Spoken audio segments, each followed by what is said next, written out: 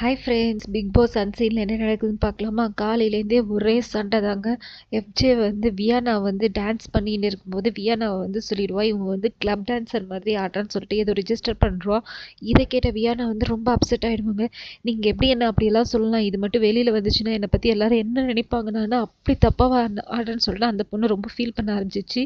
எங்கள் ஃபேமிலியிலலாம் இப்படி நீங்கள் இந்த மாதிரியெல்லாம் சொல்லக்கூடாது சொல்லிட்டு உடனே எல்லாருமே சப்போர்ட்டுக்கு வந்துடுறாங்க. உடனே எல்லாரும் அவனுக்கு அட்வைஸும் பண்ணுறாங்க, நீ இந்த மாதிரி ஒரு லிமிட்டுக்கு மேலே நீ வந்து யாருக்கும் கமெண்ட்ஸ் பாஸ் பண்ணக்கூடாது, அது ரொம்ப தப்புன்னு சொல்லிட்டு சொல்கிறாங்க.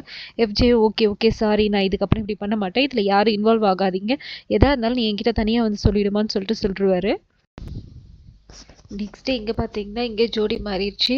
அரோரா வந்து துஷரா கூட தான் எப்போவுமே இருப்பாங்க. ஆனால் இந்த வீக்கெண்ட் என்ன தெரியல, இன்னைக்கு மார்னிங் ஸ்டார்ட் பண்ணதுலேருந்தே அரோரா வந்து கம்ருதீன் கூட தான் இருக்காங்க.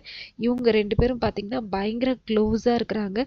கம்ருதீன் கிட்ட காதல சொல்கிறாங்க. இதை பார்த்த பிக் பாஸ் வந்து அவரே காண்டாயிட்டு என்ன சொல்லுவார், யாரும் வந்து காதலெல்லாம் பேசக்கூடாது, தலை என்ன தலைன்னு சொல்லிட்டு துஷரா கிட்டே சொல்லுவார். இவங்க துஷரா கிட்ட சொல்கிறாரு, காதலெல்லாம் பேசக்கூடாது, அப்புறம் எதுக்கு மைக்கு கொடுத்துருக்காங்க, நீங்கள் போயிட்டு சொல்லுங்கன்னு சொல்லிட்டு சொல்லுவார். துஷராவும் அவங்களுக்கு போயிட்டு நீங்கள் காதலெல்லாம் பேசாதீங்க, எது பேசுறது இருந்தாலும் மைக்கில் தான் பேசணும், காதில் சீக்கிரட்டாக பேசக்கூடாதுன்னு சொல்லிட்டு சொல்கிறாங்க. இதை கேட்ட ஆரோராவும் ஓகே சொல்கிறாங்க. இப்போ பார்த்தாக்கா எல்லாத்துலேயும் குக்கிங் பண்ணிருக்காங்க. உள்ளே வந்து சுபிக்ஷாவும் வியானாவும் வந்து டப் பாத்தில் வந்து குளிச்சுட்டு இருக்காங்க. விகாஸ் வந்து அவர் தான் வந்து இப்போ ரூம் வந்து க்ளீன் பண்ணின்னு இருக்காரு. லக்ஸுரி ரூம் க்ளீன் பண்ணுறது பார்த்தாக்கா விகாஸு அப்புறம் கலை, இவங்க 2 பேரும் தான் இது பண்ணுறாங்க. விகாஸ் சொல்கிறாரு, நீங்கள் வந்து எதாவது இன்ட்ரெஸ்டிங்காக டாஸ்க்கு கொடுங்க, எல்லாருமே அவங்கவுங்க டேலண்ட்டை ப்ரூவ் பண்ணுறதுக்கு தானே நம்ம வந்திருக்கோம், சண்டை போட வந்திருக்கோம், அதனால் நீங்கள் ஏதாவது வித்தியாசமாக யோசிச்சு கொடுங்க, நான் பண்ணுறேன்னு சொல்லிட்டு சொல்கிறாங்க. அவங்களும் சரி சரி நாங்கள் யோசிச்சு கொடுக்குறோன்னு சொல்லிட்டு சொல்கிறாங்க. இப்படியே இவங்க வந்து இப்போ எல்லாரும் எப்படி ஸ்டார்ட் பண்ணுறாங்கன்னா, எல்லாருமே அவங்கவுங்க டேலண்ட் வந்து எப்படியாவது காமிக்கணும், அந்த மாதிரி இது பண்ணுறாங்க. அரோரா மட்டும் ஏன் இப்படி பிஹேவ் பண்ணுறாங்கன்னு தெரியல.